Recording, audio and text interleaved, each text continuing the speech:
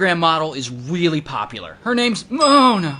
Now, Mona is from Ghana, and she's a total girl boss. She's a pop singer, she's always shooting music videos, she's an entrepreneur. She inspires young women everywhere to work hard and be self-made. I'm a hard worker, so if a man is behind me, it's bonus. But one day, she meets this man on a dating app. Let's call him Fuzzband. And it's kind of sad, but Fuzzband is really lonely. He doesn't have anyone. But he really likes Mona. And he's much older than her, but that's okay. That's exactly what she's looking for. He's ready to settle down, and most importantly, he's financially stable. He's got income. The only problem is they're far apart. Fuzzband lives in the US, she lives in Ghana. But whatever, they decide to give it a shot anyway. And they start messaging back and forth, they start talking on the phone, and pretty soon they're having discussions about marriage. And she goes out and she gets a tribal marriage certificate that declares that they are officially married in Ghana. And she sends it to him. And it's probably more of a symbolic thing, but whatever. To them, they're married. And they're in love, and things are going great.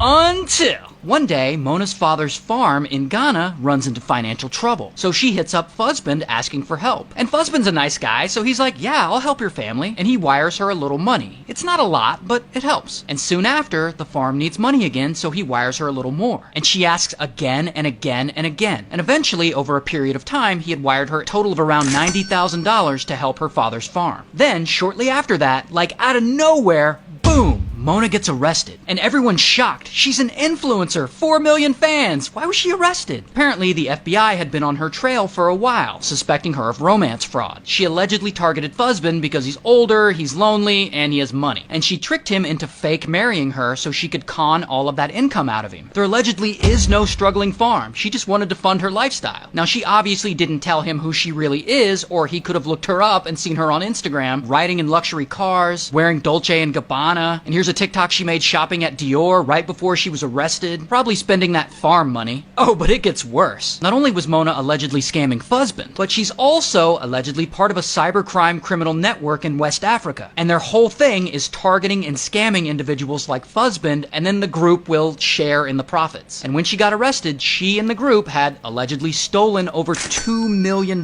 from people. So they arrest her and they charge her with all kinds of things, and as of now, she's living at her aunt's house in New Jersey with an ankle monitor waiting for her court date. And to this day, she's still posting on TikTok and Instagram. Good for her. Also, shout out to Ghana.